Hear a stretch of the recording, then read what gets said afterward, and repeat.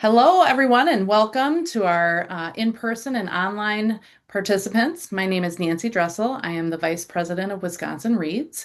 Wisconsin Reads is a nonprofit dedicated to increasing awareness and implementation of evidence-based literacy practices and the science of reading. Wisconsin Reads is thrilled to be contributing to leadership in the state of Wisconsin around literacy by partnering with Angie Hanlin for our Spring 2025 Literacy Leadership Learning Series. Tonight is the third and final night of our free It's Possible book study. But we have this wonderful opportunities coming up in May with 3 full day learning opportunities in Eau Claire, Wisconsin, where you can spend the entire day expanding on your learning with Angie.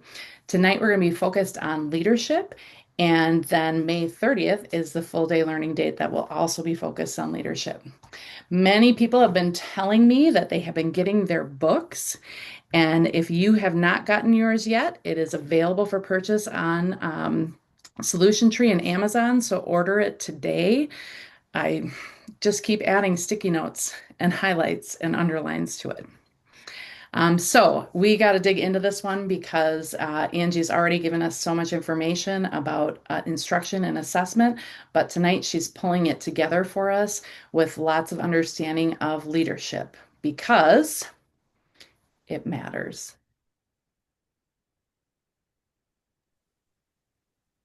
You want to go ahead and read the first question? Yes. So the book It's Possible outlines 6 key systems and structures that are designed to improve reading achievement for all students. So Angie, how would you describe each of these systems, and which one do you see as the most impactful starting point for implementation? Well, first of all, I should have said a second ago and I didn't. I was so excited about the slide and the topic. Welcome to everyone that's on here tonight. Thank you so much for joining. I know it's a very busy time, nearing the end of school, lots of spring break and stuff. So thank you for taking the time to be here. And thanks for Nancy for having me on for these sessions. So, if you will, Nancy, if you'll go ahead and advance it, there are 6 key systems and structures, and I want to quickly go over each of those. And I'm just going to briefly, some of this is review for the last two, some of this is new. So I'm just going to quickly go through these. First, we have universal instruction, and that is where all students receive highly effective literacy instruction that's comprehensive. It's based upon a scope and sequence.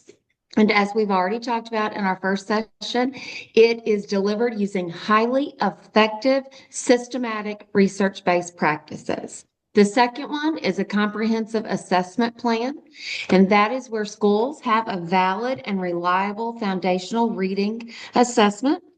And that assessment is used as the benchmark for screening assessment. It's given 3 times a year.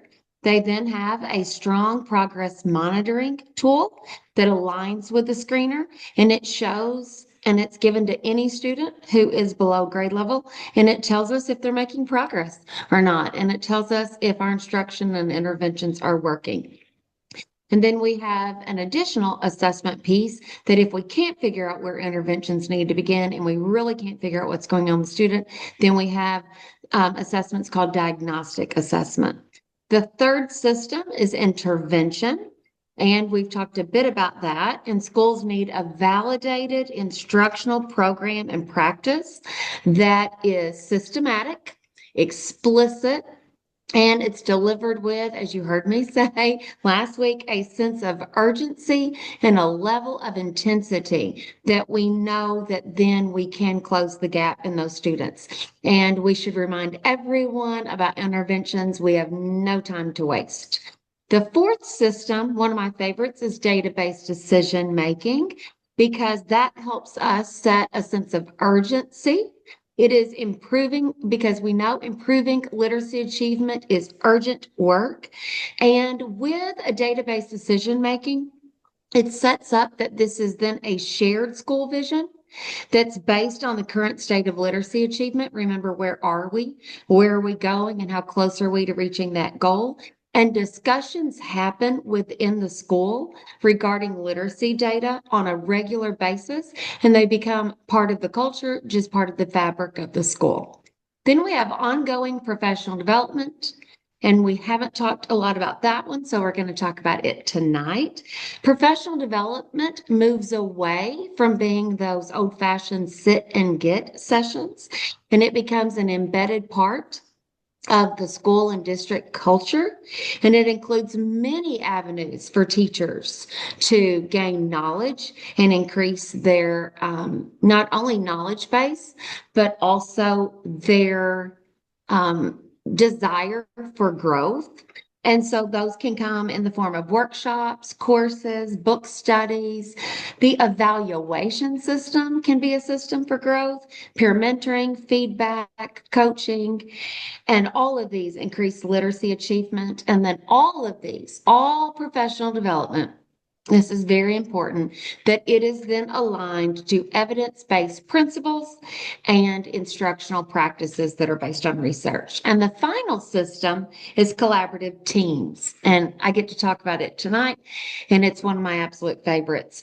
And it is where we have various aspects of collaboration that are evident for our teachers to collaborate, such as grade level teams, but then we also have data teams that come together. We have grade level teams that come together, or maybe K2 teams, 3-5 teams where they plan lessons, but they always engage in what we call professional dialogue.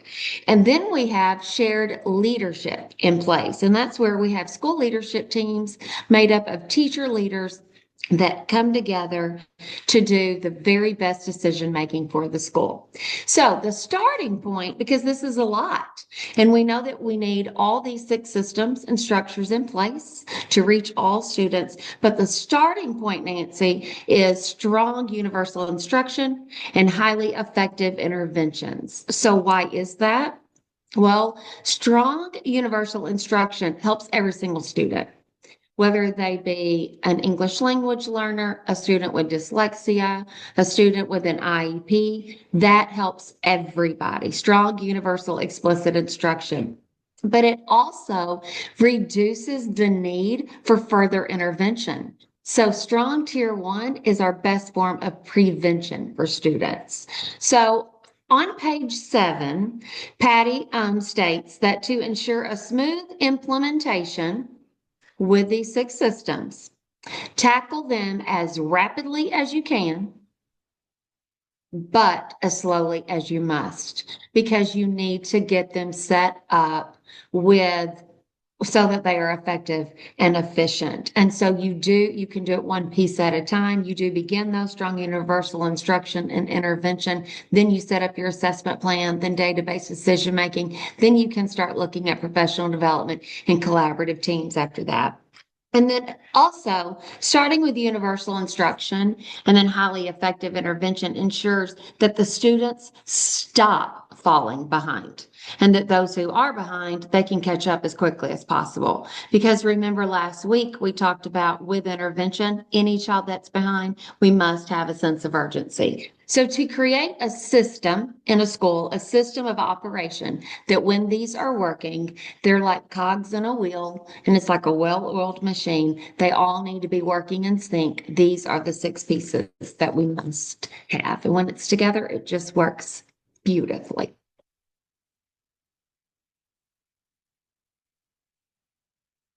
You can go on to the next question.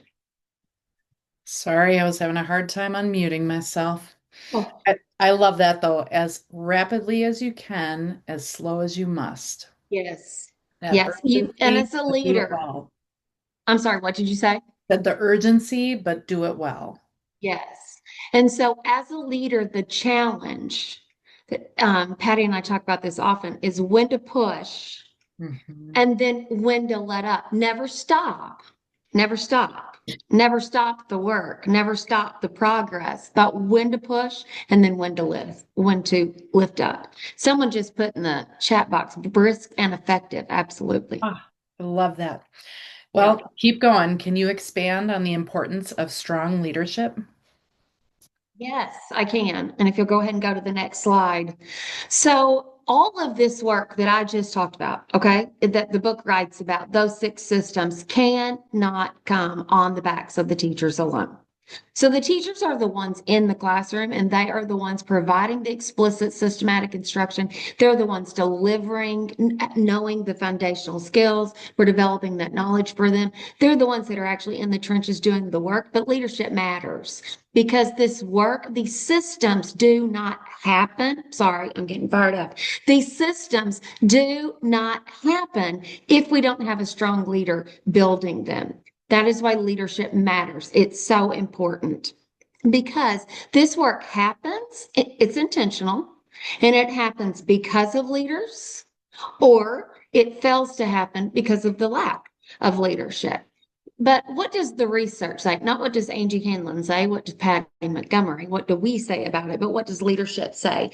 Or I'm sorry, what does research say about leadership? Well, we know from one piece of research that for a school as a whole, the effectiveness of the principal is more important than the effectiveness of a single teacher. And why is that? Because a single teacher has their group of students, but the leader of the school has an influence and has an effect on all students in the whole school. We also know from other studies that the reading gains from replacing a below average principal with an above average principal would be larger than approximately 50% of the effects of reading achievement of various educational interventions. So think about that for a minute. And we know that from 747 studies that found that out.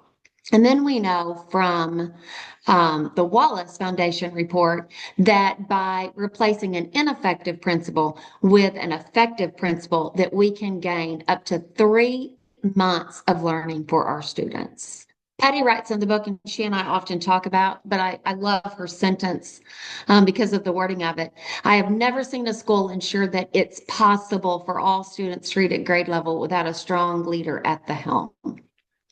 We also believe, though, just like we believe that strong teachers are not born, they are made and they are developed by strong leadership. We also believe that top-notch principals are made and not born either. But with our leadership, and it's with strong leadership, we are the ones who can build the systems and structures to make all the work possible for all, to increase teacher knowledge and then also drive up student success. So there's one other thing I want to add about the effect sizes, what we know from research, and that is we hear so much about transformational leadership. And I know in my master's and specialist program, that is the only system that I was trained on, and it has an effect size of 0.11. Where 0.4 and that 0.4 and higher, that's considered effective. And most of what you hear about in leadership programs, even state models, we are trained then on transformational leadership, but instructional leadership has an effect size of 0.42. That's why we need instruction leaders in our school. That is such an important perspective because if we're going to ask teachers to use evidence-based practices, then as leaders, we need to do that ourselves. Absolutely. Yes. So, as schools transition from a balanced literacy approach to a structured literacy model, in what ways must professional development evolve to support that shift effectively? Well, first, let's just acknowledge that it is going to shift and it's going to change from the model that we've always thought of before, of where we have these two standalone sessions. We have our PD days marked on the calendar, and they're this day. There's one in the first semester, one in the second semester, and everyone knows the professional development days. And then we're going to have a speaker of some type, and it's basically a sit and get. Well, that must change. Um, and so professional learning becomes part of the fabric of the school day. And I've talked before about having a growth mindset. Teachers and leaders need that, where we are constantly developing ourselves. We're constantly looking for teacher knowledge and looking for growth. I am still, I mean, I have had some people like Nancy have said, oh, but you're a literacy quote unquote expert. I still consider myself where a novice where I'm constantly wanting to learn more. But that's the environment that we need to set up in our schools where we are constantly learning more information. And that's just the fabric, that's just the culture of the school. And it does shift from those stand and deliver model, especially like those PD days at the beginning of the year. And then that's it. And that's the only professional development our teachers are going to get. Well, that's not going to be enough. And then, two, we have in the past had this go forth and deliver. Um, if you ever hear me do my sessions on professional development, I get very heated on this one because I always say I never felt professionally developed unless someone told me how to do it in my classroom. And I was lied and I was told by leaders, well, we've professionally developed you. No, I was not professionally developed because I did not know what to go back in my classroom and say out of my mouth to my students' ears. What was I then going to do? Instead of just, okay, you've heard something. Now you're educated teachers, go forth and deliver it. And so we've got to move away from that philosophy because teachers are not going to be able to do that without coaching and support. And who should that come from? The instructional leader. So the only way to know what professional development our teachers need is to be in the classrooms observing instruction and knowing their next steps. Hattie tells us the most important thing to know is where to next, seeing where we are in instruction and where do we need to go. What's the next step? Because that's the professional development that we need to bring to our teachers. So classroom observations become not evaluative, not a gotcha mode. That's how it was. I felt like when I was a new teacher for the first probably 10 years of my life as a teacher, just kind of an administrator coming in unannounced and, trying to gotcha or catch up. But it that the classroom visits, we are in those classrooms not to evaluate and not as a gotcha, but truly to coach and support the teachers. So then observation then has a purpose, and it's the purpose of seeing how teachers are implementing that new learning that we brought to them. And what steps do they need? What level of coaching? What do we need to tell them to then make that instructional practice that they're trying to implement in their room? What's the next step they need to do to make that better or more effective? And then feedback then changes because feedback becomes very intentional, very purposeful, and then it is focused on specific instructional practices that we're asking teachers to try. And here's something that changes: one thing at a time, one thing at a time until they get it. And as a leader, I'm talking about one practice at a time until 85% of people are doing it 85% of the time. And I'm only giving feedback on that. Think about as a student when you turned in a paper and it was a personal narrative and you turned it in and that you got it back and there were red marks all over it. That happened to me. And I felt like I was a good writer, and still there would be so many red marks. I didn't even know where to start. We do the same thing to teachers. We give these ideas and then we say, go forth and deliver. And we have all these different initiatives and ideas that we're saying, and we're going to have this focus and this focus on professional development. We need to have one thing, and you have it so that teachers coach them and support them really well to 85% of people are doing it effectively 85% of the time before we move on. It's just like having that clear learning intention and only giving feedback on that. So if you will go ahead and advance it, I want to say just a couple more things about professional development. So there are 4 considerations that we need to look at when we're planning this ongoing PD. One is the need for teachers to truly understand how students learn to read. So if you have teachers in your district that don't know how children learn to read, that's where we need to start. Because without that, we have this sentence that I always say, and this is what I found as an instructional coach. It's also what I found as a building principal. I had teachers teaching children to read every single day that had no idea how children learn to read. And listen to that. And we have to change that.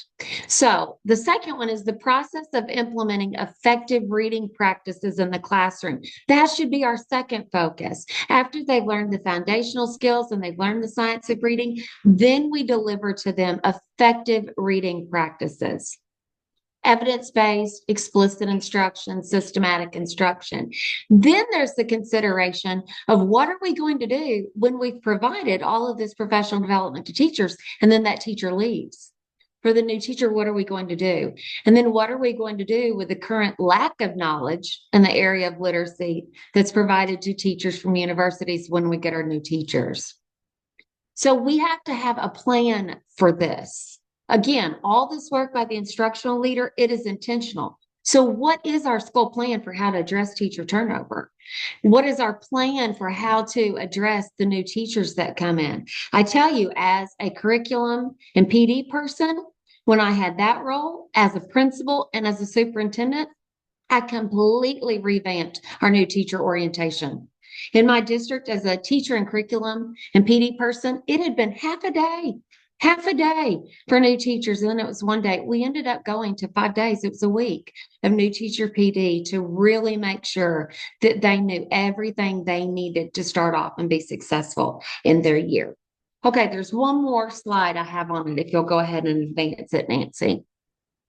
There are ineffective versus effective coaching practices. And so there are, and I want to do this because ongoing coaching is part of our PD. So we used to do a lot of just a teacher reflect on something. How do you think that lesson went? Well, we need to give them coaching based on student data. These are the students in your room. This is the instruction that needs to be provided based upon the data. Coaching cycles, the things we need to move away from, these long extended coaching cycles. We want coaching cycles to be very short with a defined intentional expectation. Remember, one thing at a time, one thing at a time. Then we had coaching based on what the teacher would like it to be on. We kind of had like this menu of choices. We need coaching based though on student data. Where are the gaps in the student? What's the weaknesses of the teacher based upon their student data? That's what we need to coach the teacher on so they can close the skill gaps of their students. And then professional development in the past and still exists in a lot of schools. It's based on the menu of teacher choices. Send out a Google survey. I had that done to me for years. And then what would you like PD on? And then we would have a sit and get, and then we wouldn't have an effect size based upon that training. We now know that to reach 95% literacy and to reach all of our students and to make this literacy transformation in our schools, that our PD has to be based upon school-wide data and observational trends from the classroom. What's our data saying our teachers need? And what are we seeing that our teachers need based upon our classroom observations? So we cannot lead from an office and we cannot plan professional development from an office. All of that's got to be done from a classroom. I love that. It's amazing to think about professional development having an effect size. Yes. Yeah. So, next question, Angie. What strategies can leaders use to ensure professional development is ongoing, job embedded, and directly connected to classroom practice? Okay.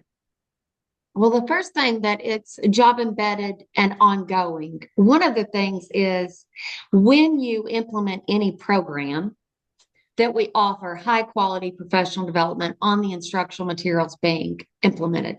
And I see so often a district will buy a program and they'll have a day, half a day, 2 days training on that new program. And then we assume that that's going to be enough, and it's not. That needs to be a year-long implementation with coaching and support for those teachers, being in those classrooms and saying, is it being implemented with fidelity? What pieces are the teachers able to do well?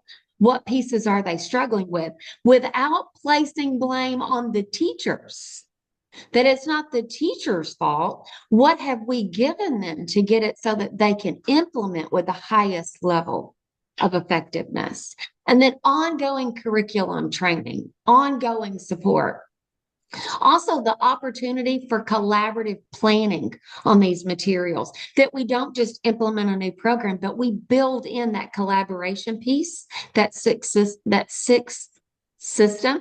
That's hard to say. That's a mouthful. That we build in time for planning for teachers, for collaborative plannings, that we have not only the horizontal, but also the vertical planning. And we set that up and there's a schedule for it. And again, it's intentional. And again, we do one skill at a time. That's where it's job embedded.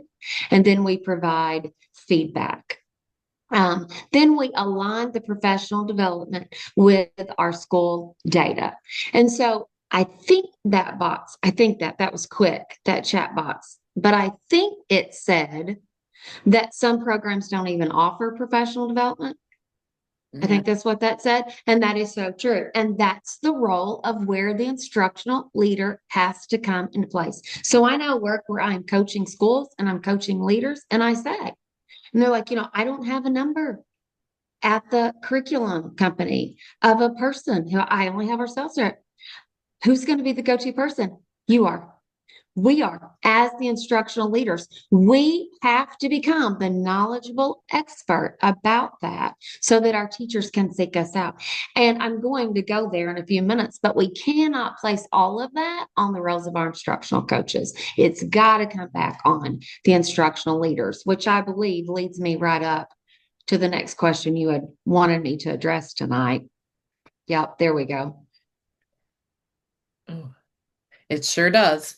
So, the roles of instructional coach and principal sometimes overlap and become unclear. How would you define the unique responsibilities of each, and how can leaders ensure clarity and collaboration between the two? Okay, can you stay there just a second before you go on? Can you go back? Mhm. Because there was something beautiful about the question. How can leaders ensure clarity and collaboration between the two? I just want to start right there and address that because it is up to the building leader to ensure the clarity and to make it very clear to instructional coaches what their role is and where their lane is and the expectations for them.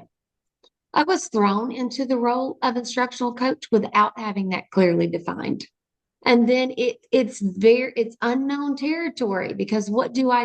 I now have a group of instructional coaches that I mentor on a monthly basis. And it's one of the I ask what are the questions that you hope that I address during these mentoring sessions. And the number one response I got from coaches is, what is my role?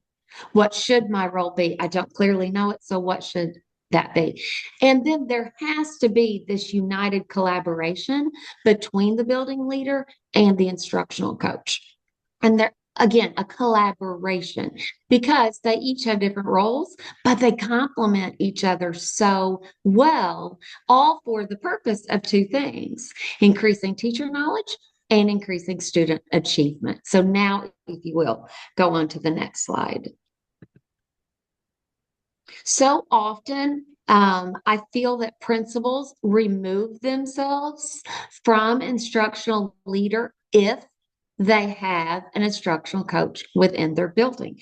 I did not have that. I was a very small school as a first year principal, and I didn't have an instructional coach within the building.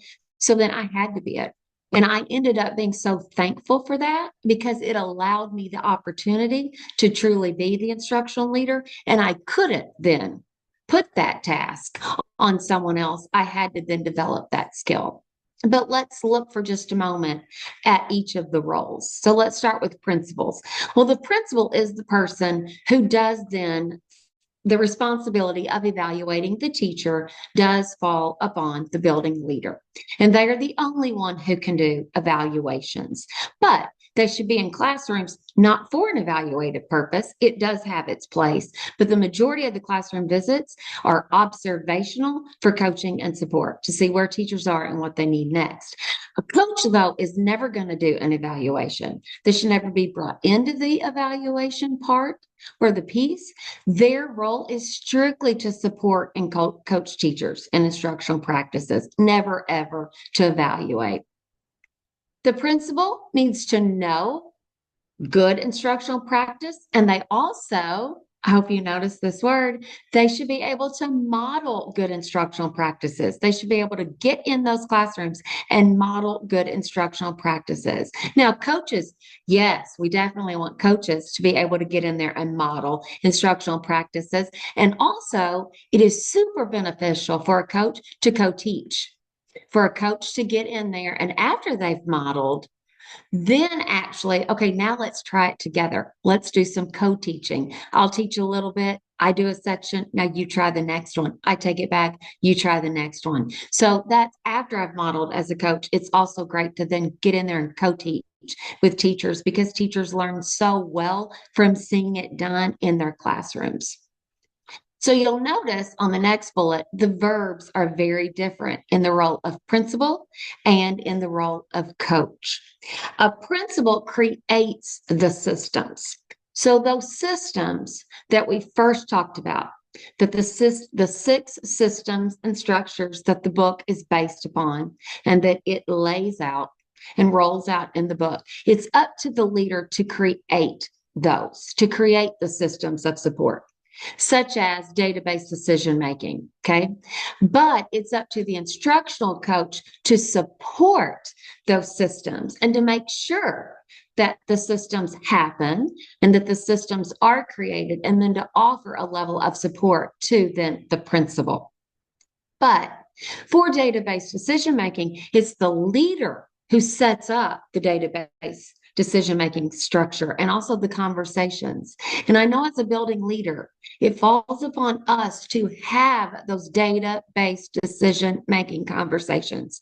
We can have a data meeting and the coaches are in there and they can be supporting and they can be offering structures. They can be offering advice and tips and instructional strategies, but it's up to the leader to create the dates and create these meetings and create the system because it happens because of the system or it fails to happen. So it's the leader's responsibility to do this. So then if we go to the next bullet, I want to start with a coach on this one. Oh, sorry.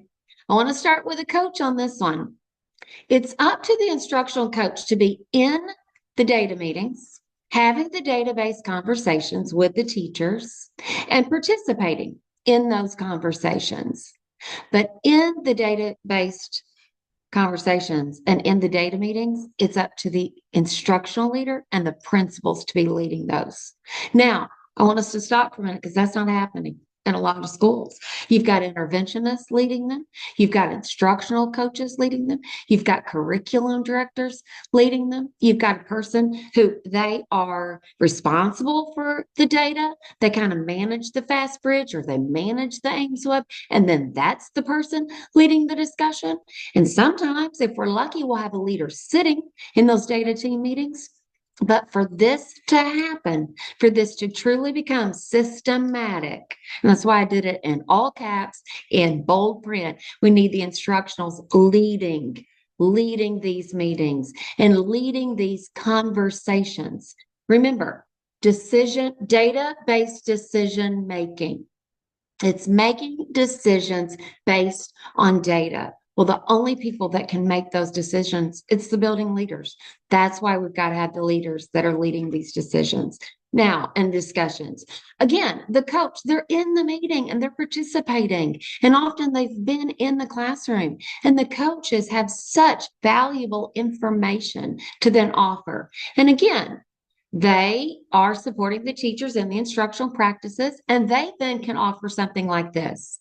I've been working with a teacher, a second grade teacher. We've got a third grade teacher who's struggling in data meeting, but I've been coaching a second grade teacher, and they've done this, and they're getting a great effect in their data. Their data is changing, progress monitoring scores are going up, and this is a suggestion that you can try in your room.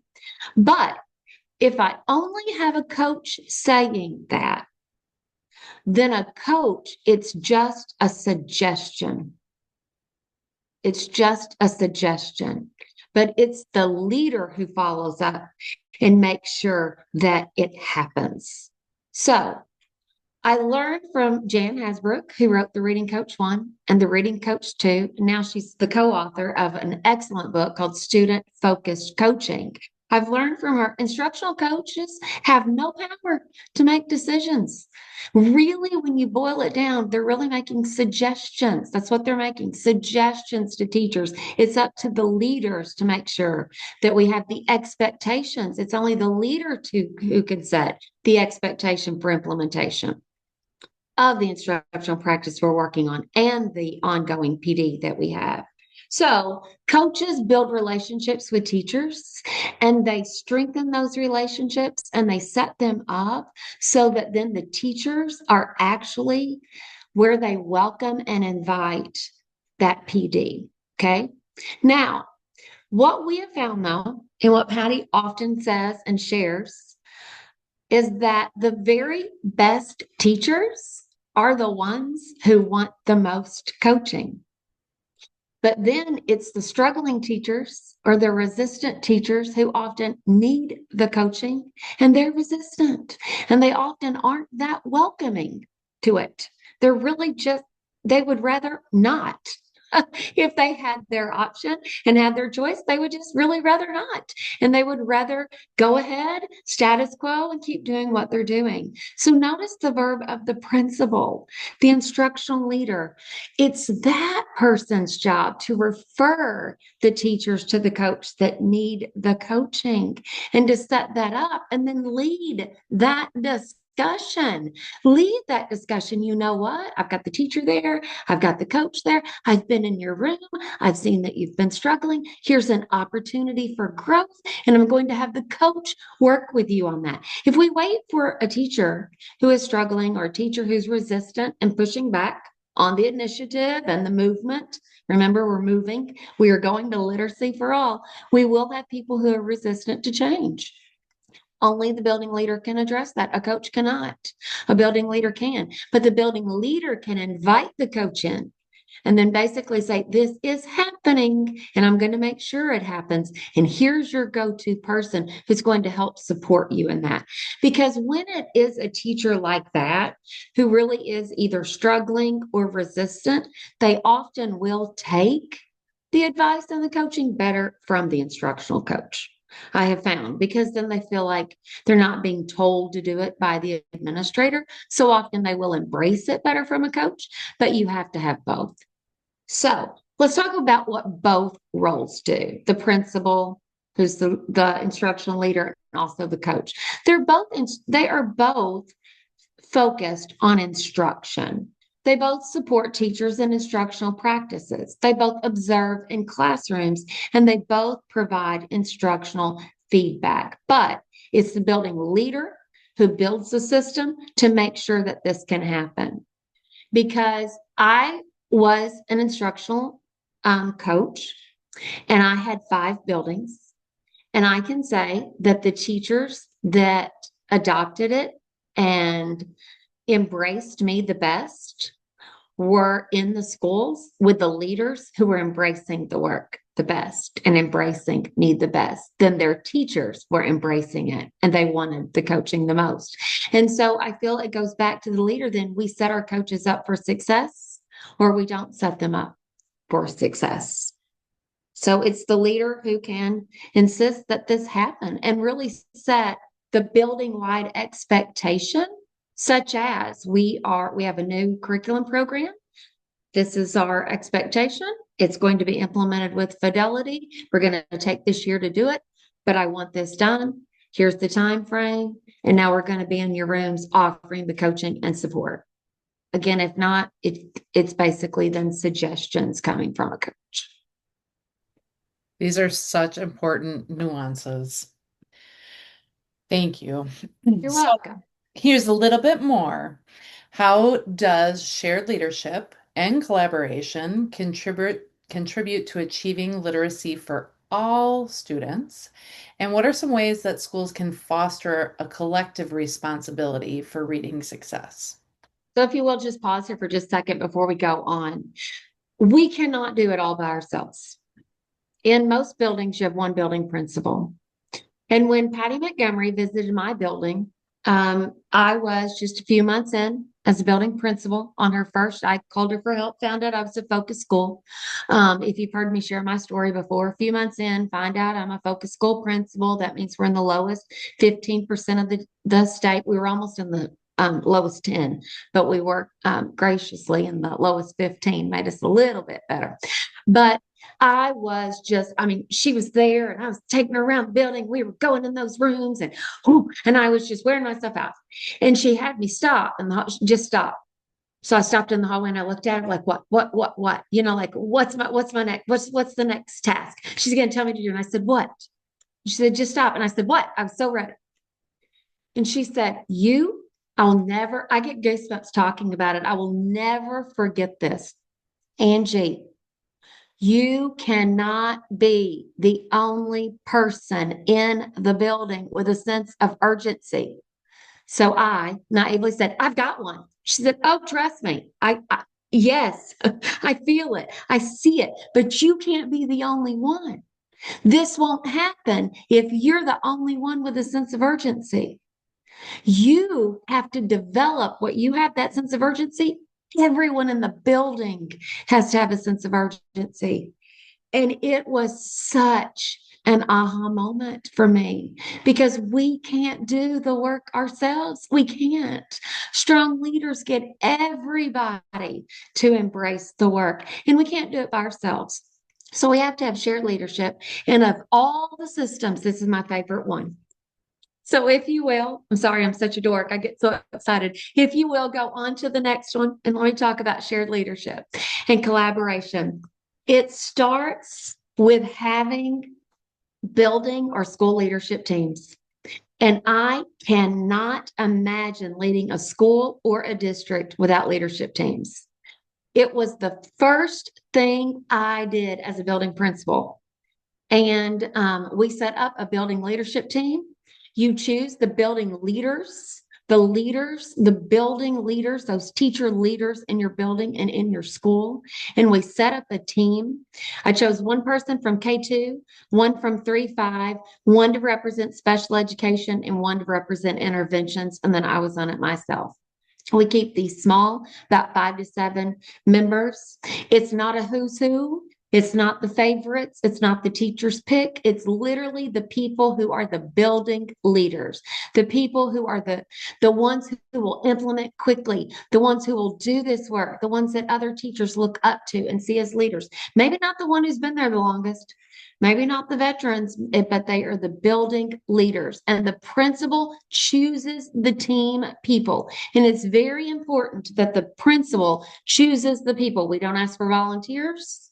But the principal looks and identifies who are the true leaders in this building. Because I can tell you, 2 of the people that I chose for my first ever building leadership team said, I don't think I need to be on there. And I said, oh, yes, you do. But they were a leader, but they'd been very, very quiet. And they'd kind of gone in their room and done their own thing, but they had wonderful instruction and that they needed to be pulled out. And man, we needed to hear their voice. So it's finding the people who are the leaders of the school. And the same thing, if you're a district leader, it's setting up a district leadership team. And it's finding the leaders in the district and then having all of that work that we do as a district leadership team. Then we set up effective team practices. What do I mean by that? We have an agenda for every single meeting. We have clear protocols, clear procedures. We have norms for these meetings. The agendas, the norms, the protocols, they're shared with everybody. Every single person in the building has a voice. When we have that agenda, the agenda first goes out to the team members, but then it goes out to everybody. It goes out to everybody. And if anyone in the building has an idea for something that needs to be addressed by the school leadership team, they take it to the person who's representing them on the team. But as a leader, we've got to ensure it's the right people at the table. I've had leaders say to me, well, I'm going to choose someone that's negative and isn't embracing the work, and then this will change their mind. No, it won't. No, it will not. No, you're just going to have a negative voice in your meeting. So, no, don't do that to yourself. Choose and make sure you've got the right people at the table doing the right work, making the right decision. And then no one person ever has to have the answer, the right answer. That's what I loved about it.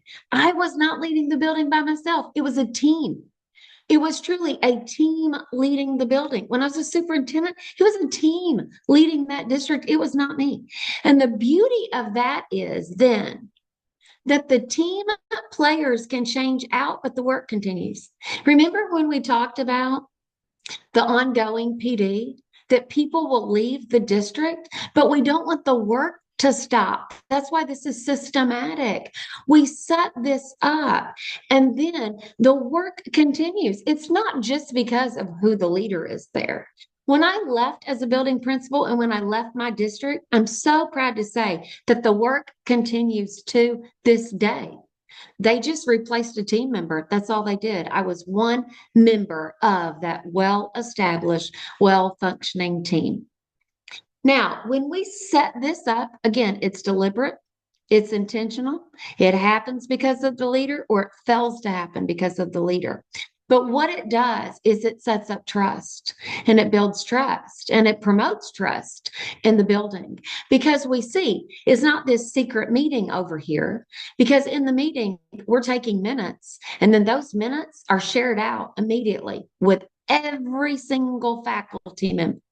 And then when we come together in a faculty meeting, we're going over what was discussed. We're going over the decisions that were made in those building or school leadership team meetings. And here is another beautiful piece of it. When we are in those faculty meetings, we have members of the team talking about the next step we're taking. We have members of the team sharing the decisions that have been made. It's not the school leader sharing it. We have other people sharing it. So then it's teachers talking to teachers, teachers leading teachers. So it allows for this open dialogue for everybody regarding decisions. And it allows for transparency, for honesty and transparency. And there's nothing I'm doing as a leader that's in secret. It's not just me, it's a team of people, and everything we're doing it open and transparent with all of you. And it literally gives every single faculty member a voice in the decision making. Now, another beautiful piece is that it creates teacher leaders. And leaders, we've got teachers who haven't actually been able to lead from their classroom, and this allows them to do it. This allows when we've got strong teachers, we use them to coach other teachers. We use those teachers leaders. We have struggling teachers go in and watch them. We have new teachers go in and watch them. We have a teacher who's doing great at one of those instructional practices. We have everybody go in then and watch him or watch her. We use those people and we truly allow them to be teacher leaders in the building. But it also sets up our future school leaders because you can start growing your leaders from within.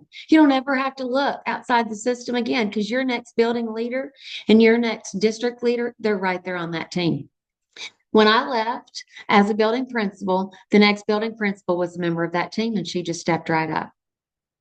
And when I left as a superintendent, I was confident that the work was going to continue on because of the leaders on that team. And the middle school, high school principal in that district stepped up to start facilitating those meetings. I knew he was the next choice. Now, as a leader, we are not the person who always makes the agenda and who always facilitates these teams. In the beginning, we do because we're the ones who are doing what? Establishing the system, creating the system. We do in the beginning, but then it becomes shared leadership. If I was with you in person, I would say it becomes what? Say it back to me. Shared leadership. Thank you for those of you that just moved your mouth on the screen. It becomes shared leadership. So then we start sharing that. And then we have people facilitate parts of the meeting. And we have clear agendas and they stay all the time. The agendas are the same order all the time. They begin with celebrations. Then we review something from the previous meeting. We go to new business. We always review data and we always look at our next steps. And so by doing this, it not only gives everyone a voice, it creates leadership, it creates teacher leaders, it creates your next future leaders, but it truly creates an investment and ownership of the school. and those grade level goals, because this is the team that's going to set those grade level goals. And then they're going to take those goals and they're going to share them with all the staff members. And when teachers share those goals with other teachers, not the leader saying, this is the number we're going to hit, but when teachers are saying, look, we met as a team, we reviewed the data, we looked at our kids, we looked at what our kids can do, we looked at us as change agents, what we can do, and we've said, this is the goal we're setting. So it's not just this principal setting this lofty goal. It's the whole team setting these high expectations. I remember calling Patty just a couple of months in and said, this is the favorite piece I've done with Schools Cubed. And I said to her, I feel like the weight of the world has been removed from my shoulders. I have other people to think things through with me. I remember saying that, and it was the greatest gift. That's why it's my favorite piece of the work, because I cannot imagine doing it without. So I often get asked, what is the work that this team does? So I just want to give some examples before we wrap up tonight. Redoing the master schedule, and you've heard me talk about these. When we transform literacy, we've got to relook at that schedule. That's something that the building leadership team does. They do that with the leader. They look at the master schedule. Choosing a core curriculum program. We might have all teachers piloting it, but we take feedback from the teachers. Often it's the team that makes the decision and then takes it back to the teachers. Reviews the teacher input, but then here's the final decision. Choosing supplemental materials if we need them. Making the professional development decisions that we just talked about. Choosing an intervention program. Creating the intervention schedule. Building the assessment calendar.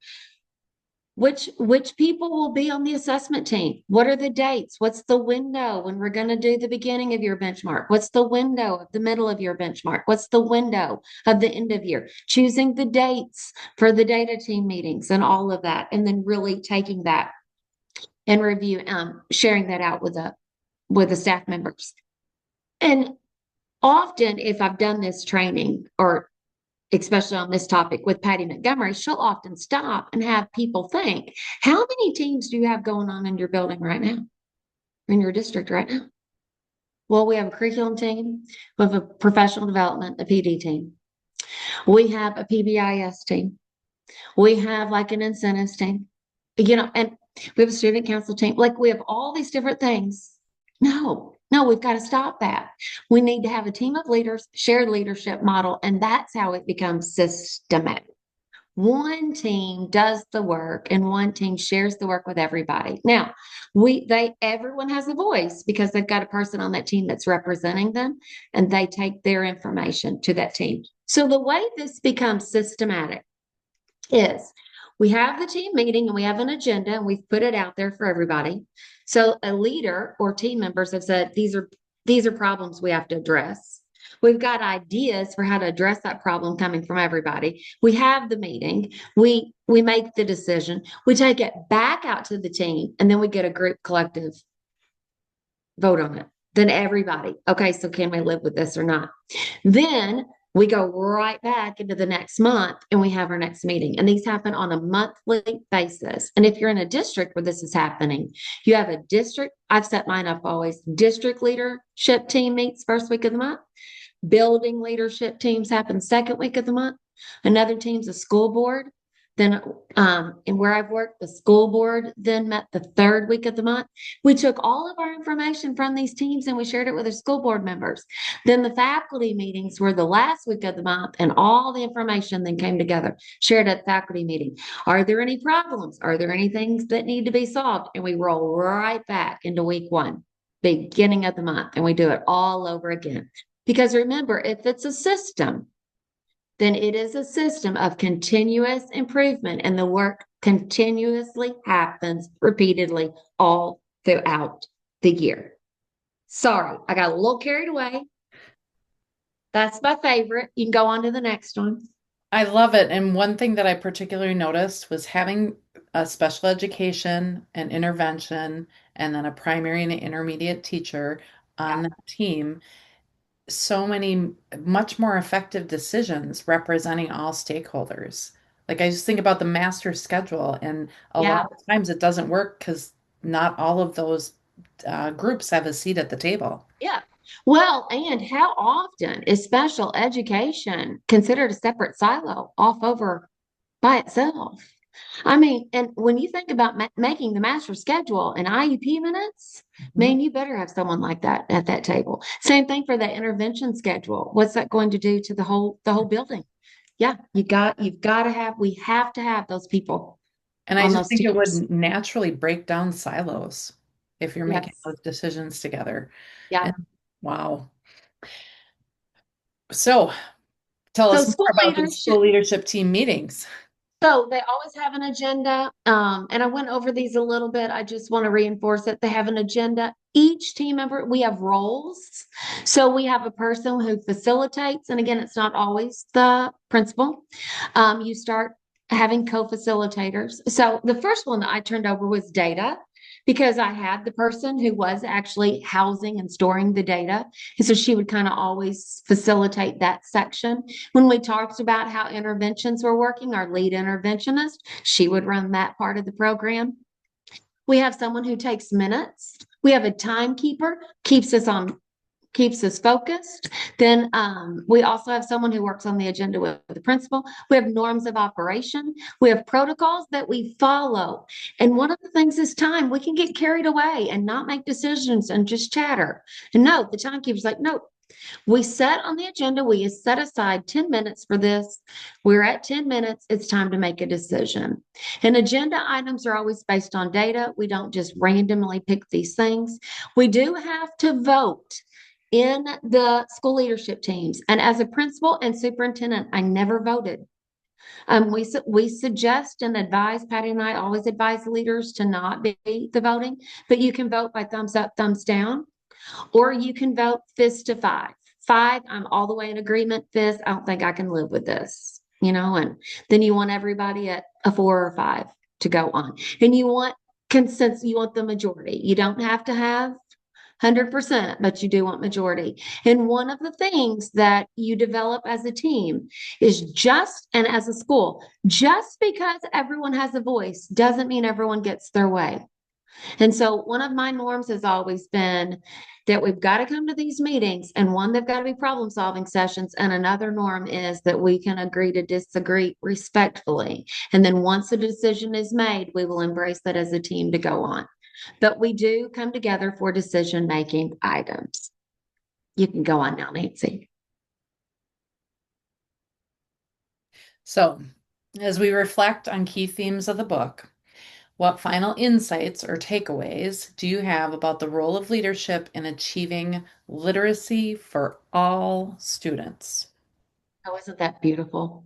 For all means all, 95, 95. Oh my gosh, all. So many of us are okay with it not being all. So, one of our final takeaways is our first step is to acknowledge that we're going to commit to literacy reform in our district. We are going to do this work. And so, how do we do it? We start by systems change. That's the starting point. We start building these systems. And always remember, this is life changing work. This isn't just about a percentage we're changing lives by doing this work. When we take a non-reader and we make them a reader, it's life changing. We can do the work out of compliance. And I'm going to bring it back for just a second for Act 20. We can follow everything in Act 20, but we could do it out of a sense of compliance. Check, check, check. But if we do it out of true commitment, it's only through true commitment that we'll really get literacy transformation. All means all, exclamation mark. We've got to stop putting a comma and then saying but they have an IEP, but they have dyslexia, but they have a learning disability, but they're a child in poverty, they're a child living in trauma. I say, but every single one of those can be trumped, and we have effect sizes of practices that tell us that we can do it. This is a movement. It's not a bill. It's not an initiative. It is a movement to change literacy and transform lives. But it's also a call to action. What are we going to do now? I hope this isn't just a book study. I hope this just isn't a book that you read. I hope this truly is a call upon our lives, a call to step up and to lead. And it can be replicated in all schools. And when we do these things, Ah, it's possible. You are so inspiring. And Thank this is you. so timely as school districts are coming to the end of the year in Wisconsin and across the US. But in Wisconsin, we just collected our first year of spring data with the Yeah. implementation of Act 20. And so this is so timely to be thinking of how can we structure our school year next year to get results out of that implementation. So I know that this was again just tip of the iceberg. What can teachers and leaders expect to learn about leadership in It's Possible? If you will go ahead and go to the next slide, I've just got a couple of things. From It's Possible to learn how to be an instructional leader. And I talked about the effect sizes tonight. And it's instructional leaders that transform literacy. It's instructional leaders that change student achievement and empower teachers. So they'll learn how to be an instructional leader. They'll also learn how to establish the systems and structures. So the book, The Six Systems, there is a rubric. There's an evaluation tool for all six that you sit down and you work through as your team. And you say, where are we? Where are we? In this rubric, where are we? We rate ourselves. And then where are we going? The very next box. If you're only in the second box, then look at what the third box says, and there's your goal.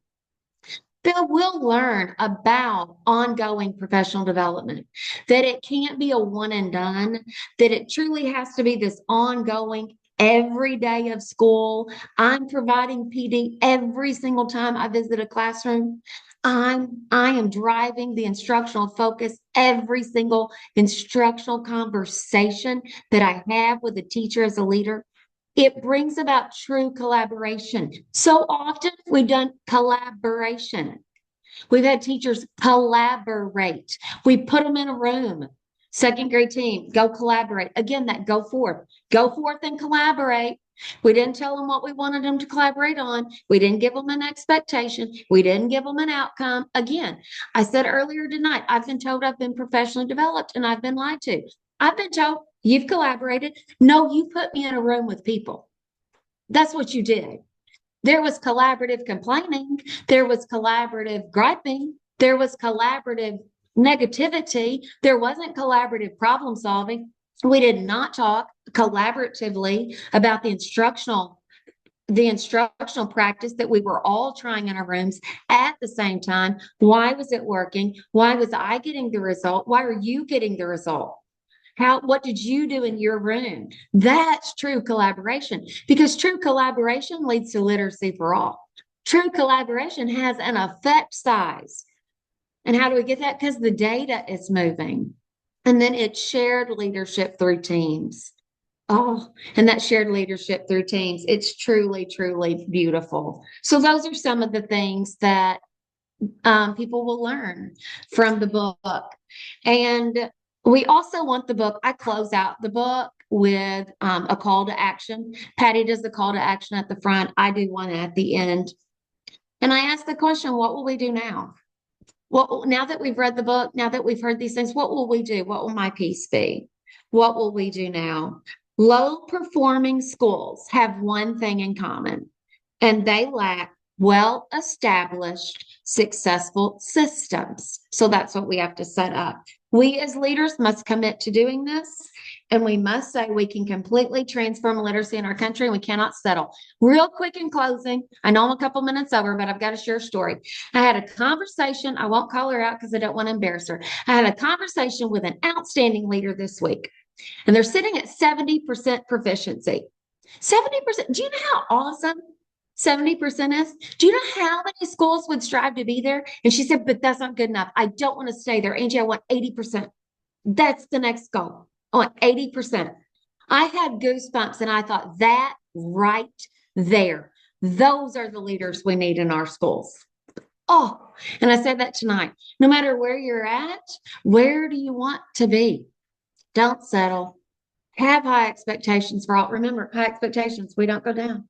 We keep them high. Literacy for all. It's possible. And that person happens to be on here tonight, just by the way. That one of those leaders is on this book study. So outstanding. But That, thank you for the opportunity to talk about this. These are, as you can tell, I'm Oh, very passionate about this because I really believe that every single school can do this. Every single leader can do this. Every single teacher can do this. So thanks for the opportunity to talk about it, Nancy. oh my gosh. I'm so grateful that this book is available. And I'm so grateful that we were, as Wisconsin Reads, able to bring your voice in to give us more insight behind it. And I am confident that this is going to lift up school leaders, and that's going to lift up teachers, and that's going to lift up students. And, not only does it improve student achievement, it improves the culture in the school. Definitely.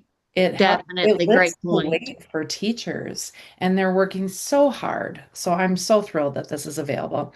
Again, Imagine if every single school that we walked into felt this way. It would be life changing for teachers and leaders as well. Mhm. It's life changing for the communities. When you walk in and every single person in that school believes that every child that comes through the door can read and can learn, and every teacher can grow, and every teacher can perfect their craft and master their craft, and every leader can be a leader of and lead school transformation. Those are the schools that we need to be building, and those are the schools we can build through strong leadership. So And I I hope it inspires understand everyone to believe that it truly is possible because it is. it is. So here's Angie's contact information. It will be in the follow-up email that gets sent out to participants and registrants. But even more so, um, keep in mind that we have some great opportunities to continue learning coming up yet this next month on Fridays in Eau Claire, Wisconsin. Full day learning opportunities on May 2nd, May 16th, and May 30th. They will kind of follow the similar topics that we have with the book study with universal instruction, assessment, and then leadership. And so if you can join us for one or join us for all, uh, I'd love to continue this learning journey with you. I would too. I would love that. Yeah. Mhm. Thank you, Angie.